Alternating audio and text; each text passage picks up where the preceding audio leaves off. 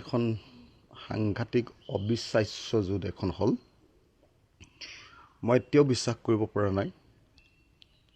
মই এতিয়াও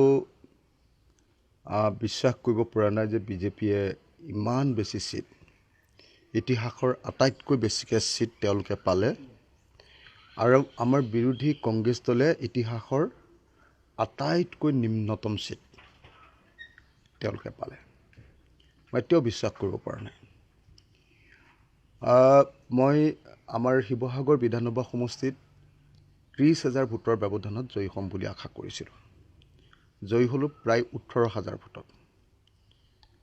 মোৰ যিটো হিচাপ আছিলে সেই হিচাপ অনুসৰি মই 30+ জিকিম বুলি ভাবিছিলোঁ, কিন্তু জিকিলোঁ প্ৰায় 18,000 ভোটত। 12,000 ভোট কমিলে। তাৰমানে কিবা এটা কাৰণত অতি প্ৰবল ঢৌৱে আমাৰ সমষ্টিৰ 12,000 ভোট বিজেপি পিনে লৈ গ'ল। সেইকাৰণে মই ভাবোঁ যে দুটা ধৰণে গোটেই ইলেকশ্যনটোক আমি বিবেচনা কৰিব লাগিব।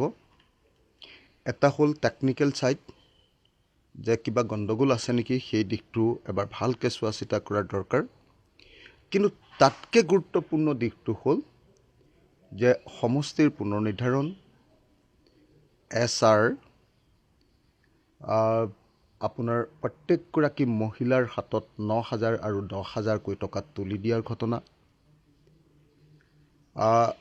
অসমৰ মুখ্যমন্ত্ৰীজনৰ এটা সমষ্টিত 2-3 বাৰ সভা সমিতি, বিজেপিৰ সাংগঠনিক স্থিতি, এই আটাইবিলাক স্থিতিৰ বিপৰীতে আমাৰ বিৰোধী পক্ষৰ যি দুৰ্বল অৱস্থান, এফালেদি বিজেপিৰ কোটি কোটি টকাৰ খৰচ, আৰু আমি কেইটামান সামান্য টকাৰে এখন অসমৰ যুঁজিবৰ কাৰণে ওলাই আহিছিলোঁ।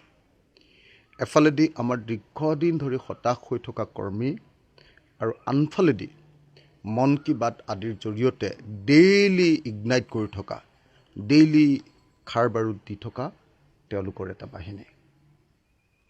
এফালেদি আমি দেখিছিলোঁ যে আমাৰ যি সময়ত অসমৰ আমাৰ বিৰোধী নেতাসকলে মাত্ৰ এদিন, গৌৰৱ গগৈ, অখিল গগৈ আৰু লুৰিণজ্যোতি গগৈ মাত্ৰ এদিন একেলগ হৈছিলোঁ, আৰু এটা ঠাইত অকল লুৰিণজ্যোতি গগৈৰ খোৱাঙতহে কেৱল আমি 3জনে একলগ হৈছিলোঁ। তাৰ বাহিৰে একদিনো আমি কেম্পেইন কৰিব নোৱাৰোঁ। আনকি কেন্দ্ৰীয় নেতৃত্ব কংগ্ৰেছৰ কেন্দ্ৰীয় নেতৃত্ব ৰাহুল গান্ধী, প্ৰিয়ংকা গান্ধীয়ে, তেওঁলোকেনো ক'ত কেম্পেইন কৰিলে। প্ৰিয়ংকা গান্ধীৰ লগত মই আছিলোঁ। প্ৰিয়ংকা গান্ধীয়ে যিকেইখন কেম্পেইন কৰিছে মোৰ লগত, সেইখনতো ভাল কেম্পেইন কৰিছে কিন্তু মই প্ৰিয়ংকাক প্ৰস্তাৱ দিছিলোঁ যে আপুনি 4 দিনৰ কাৰণে অসমত থাকি লওক, আৰু ৰাহুল 4 দিনৰ কাৰণে থাকি লওক, ৰাহুল গান্ধী ডাঙৰীয়া, আৰু আহক আমি একেলগে কেম্পেইন কৰিম। মই গৌৰৱ গগৈক প্ৰস্তাৱ দিছিলোঁ যে হেলিকপ্টাৰখনত আমি অনবৰতে একেলগে ঘূৰি থাকোঁ। বিভিন্ন টেকনিকেল কাৰণত সেইটো হৈ নুঠিল, আৰু বিশেষভাৱে বিৰোধী ঐক্যমঞ্চই সময়মতে আচলতে একতা নকৰাটো, ঐক্যবদ্ধ নোহোৱাটোৱে হ'ল প্ৰধান কাৰণ, যিটো কাৰণত আমি সুসংগবদ্ধভাৱে এটা চৰকাৰী বাহিনী, চৰকাৰী স্পন্সৰ, য'ত ইলেকশ্যন কমিশ্যন অফ ইণ্ডিয়া আছে, য'ত তেওঁলোকৰ সকলো মেকানিজমে সহায় কৰিছে, তেওঁলোকৰ লাখ লাখ কোটি কোটি টকা খৰচ কৰিছে, চৰকাৰী টকাৰ ব্যৱহাৰ কৰিছে, 9,000 10,000 এনেকৈ এজন মানুহক দিছে, আৰু ঘৰে ঘৰে 2,000 1,000 প্ৰত্যেক ঘৰ মানুহৰ খামৰ ভিতৰত ভৰাই ভৰাই বিলাইছে। এনে এক ভয়াৱহ ইলেকশ্যন খেলিছে, আৰু তাৰ বিপৰীতে আমি কেৱল মানুহৰ চেণ্টিমেণ্ট, মানুহৰ মৰম, মানুহৰ আদৰ, সেইটোক লৈ ইলেকশ্যন খেলিছিলোঁ। গতিকে মই ভাবোঁ এখন অসম যুঁজ, কিন্তু তাৰ পাছতো এখন অবিশ্বাস্য যুঁজ। মোৰ এতিয়াও বিশ্বাস কৰিবলৈ মন যোৱা নাই, যে বিজেপিয়ে ইমান ভোটত জয়ী হ'ব পাৰে। এতিয়াও বিশ্বাস, আমি যদিও যুঁজখন অলপ অসমানকৈ দিছিলোঁ, তথাপিও মোৰ বিশ্বাস কৰিবলৈ মন যোৱা নাই এতিয়াও। তথাপি ৰাইজে মোৰ ওপৰত এক গভীৰ দায়িত্ব অৰ্পণ কৰিছে, ৰাইজৰ দলক এইবাৰ অসমৰ এটা গুৰুত্বপূৰ্ণ ৰাজনৈতিক দল হিচাপে অসমৰ সমাজ জীৱনলৈ ৰাজনৈতিক জীৱনলৈ আগবঢ়াই দিছে। আমি 4 নম্বৰ দলত পৰিণত হ'লোঁ অসমৰ। যদিও এইবাৰ আমাৰ টাৰ্গেট আছিলে আমাৰ দলটোৰ ৰিকগনিশ্যন কৰাটো, আমি ৰেজিষ্টাৰ্ড পাৰ্টি ৰিকগনাইজ কৰাটো আমাৰ দায়িত্ব আছিলে। আমাক 6% ভোট অথবা 4জন বিধায়ক লাগিছিলে, কিন্তু দুৰ্ভাগ্যবশতঃ আমি এলায়েন্স কৰাৰ কাৰণে আমি সেই সংখ্যাৰ ভোট আনিব নোৱাৰিলোঁ, কাৰণ আমি কেৱল 13জন ইলেকশ্যনত উঠালোঁ। গতিকে আমি 6% মানে 12 লাখ ভোট, 13 লাখমান ভোট, 13 লাখ ভোট অনাটো আমাৰ কাৰণে সম্ভৱপৰ হৈ নুঠিল। 13টা সমষ্টিত 13 লাখ ভোট অনাটো সম্ভৱপৰ হৈ নুঠিল। সেইকাৰণে এইবাৰ আমাৰ ৰিকগনাইজ কৰিব নোৱাৰিলোঁ। আৰু জাতীয় পৰিষদে মই ভাবোঁ যে নতুনকৈ কথাবিলাক চিন্তা কৰা দৰকাৰ, ভালকৈ গভীৰভাৱে তেওঁলোকৰ মাজত আলোচনা বিলোচনা কৰা দৰকাৰ। আৰু কংগ্ৰেছে আচলতে আকৌ সাগৰ মন্থন কৰিব লাগিব। এইখিনিয়ে মোৰ এতিয়া ক'বলগীয়া। বিৰোধী দলৰ প্ৰতি এটা কথা এটা আহিছে, এইটো কেনেকৈ? বিৰোধী দলৰ প্ৰতি এবাৰ নহ'ব চাগে। বিৰোধী দলৰ প্ৰতি হ'বলৈ 1/5 মানে 24জনমান মানুহ লাগে।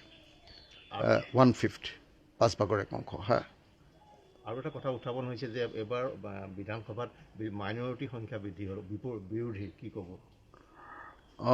মাইনৰিটি সংখ্যা বৃদ্ধি হোৱা নাই, বিৰোধীৰ হৈছে। বিৰোধীৰ এতিয়াতো কংগ্ৰেছ দলৰ কাৰণে এইটো বহুত ডাঙৰ চেলেঞ্জ হৈ গ'ল। অকল এজন তেওঁলোকৰ আমাৰ সংখ্যাগৰিষ্ঠ মানুহৰ বিধায়ক আৰু তেওঁলোকৰ 18জন মাইনৰিটি বিধায়ক, এইটোতো তেওঁলোকৰ কাৰণে ভয়ানক এটা চেলেঞ্জ।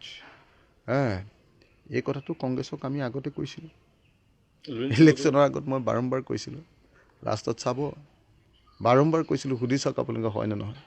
একবাৰ সুধি চাওক, মই কৈছিলোঁ লাষ্টত আমাক এটাও চিট যেতিয়া দিয়া নাছিলে, মই বাৰম্বাৰ কৈছিলোঁ চাব লাষ্টত চব মুছলমান মানুহবিলাকে জিকি আহিব, আপোনালোকৰ এটাও নিজিব পাব। কংগ্ৰেছ এতিয়া আচলতে মুখ্যমন্ত্ৰীয়ে যিধৰণে কৈছিলে যে মিয়াৰ দল, সেই ধৰণে তেওঁলোকে মুখ্যমন্ত্ৰীয়ে নকয় কি চাওক, মুখ্যমন্ত্ৰীৰ কথাত মই নাই। মুখ্যমন্ত্ৰীয়ে যিটো নেৰেটিভ তৈয়াৰ কৰিব খোজে সেই নেৰেটিভটোত কোনো মানুহ যোৱা উচিত নহয়। মুখ্যমন্ত্ৰীয়ে যিটো নেৰেটিভ তৈয়াৰ কৰে সেইটো এটা ভয়াৱহ সাম্প্ৰদায়িক নেৰেটিভ, আৰু এনেকুৱা কোনো কমিউনেল মানুহক কোনো মানুহে ছাপোৰ্ট কৰা উচিত নহয়। লুৰিণ মোৰ ভাই আৰু সি পৰাজিত হোৱাটো, গৌৰৱ মোৰ ভাই, সি পৰাজিত হোৱাটো মোৰ কাৰণে ডাঙৰ লছ, আমাৰ অসমৰ কাৰণে ডাঙৰ লছ, বিধানসভাৰ কাৰণে ডাঙৰ লছ। দেৱব্ৰত দা জিকি অহাটো অত্যন্ত প্ৰয়োজন আছিলে। এই 3জন মানুহক অসমৰ দৰকাৰ আছিলে, এই 3জন মানুহক, লুৰিণজ্যোতি গগৈ, গৌৰৱ গগৈ আৰু আপোনাৰ দেৱব্ৰত শইকীয়া। আৰু দৰকাৰ আছিলে এইবাৰ বিধানসভাত মই একদম ছেটিছফাইড হৈ গ'লোহেঁতেন। 2জন আটাইতকৈ ধুমুহাত আমি 2জন জিকাইছোঁ, 2জন জিকিছে, ৰাইজে জিকাইছে। এই যে 2জন জিকাইছে, আৰু এজন যদি মোৰ এগৰাকী মোৰ শিষ্যই বুলি ক'লোঁ আৰু জ্ঞানশ্ৰী বৰা, জ্ঞানশ্ৰীক যদি এইবাৰ জিকাই আনিব পাৰিলোহেঁতেন, তেতিয়াহ'লেতো আপোনালোকে বিধানসভাত 3টাই দেখাই দিলেহেঁতেন আমি। অকণমান সময় লাগে তাৰমানে তাত কথা ক'বৰ কাৰণে। এতিয়া দুজনে আগতে 2 মিনিট পাইছিলোঁ, এতিয়া 4 মিনিট সময় পাম। চেয়াৰমেন আলী তেওঁ জয়লাভ কৰিছে, মানে চেয়াৰমেন আলীটো আমাৰে মানুহ। চেয়াৰমেন আলীক আমিয়ে মানে একচুৱেলি জিকাবলৈ লৈ গৈছিলোঁ। গতিকে চেয়াৰমেন আলী মানে জিকাটো ভাল কথা হৈছে। তেওঁ চোকা বিধায়ক, খালি মাজে মাজে গণ্ডগোলীয়া কথা কৈ দিয়ে, সেইটোতে গণ্ডগোল হৈ যায়। সেইকাৰণে মই তেওঁক প্ৰতিশ্ৰুতিবদ্ধ কৰি লৈছিলোঁ, মোৰ লগত থাকিলে তেওঁ এটা গণ্ডগোলীয়া কথা নক'লেহেঁতেন। মই চেয়াৰমেন আলী জিকাৰ কাৰণে অভিনন্দন জনাইছোঁ। তেওঁ অসম বিধানসভাৰে এজন চোকা বিধায়ক, কিন্তু তেওঁৰ মুখখনত অকণমান মানে তেওঁ কাষত বহি তেওঁক দম দিব পৰা মানুহ এটা লাগিব। ফটকৈ মানে আৱেগিক উত্তেজিত হৈ যায়, চুগাৰ টুগাৰ আছে চাগে, তো ফটকৈ উত্তেজিত হৈ যায়, সেই সময়ত টানি ধৰিব লাগে খালি। এতিয়া যিসকল তৃণমূল কৰ্মী আছে তেওঁলোকে ভাগি পৰিছে, তেওঁলোকক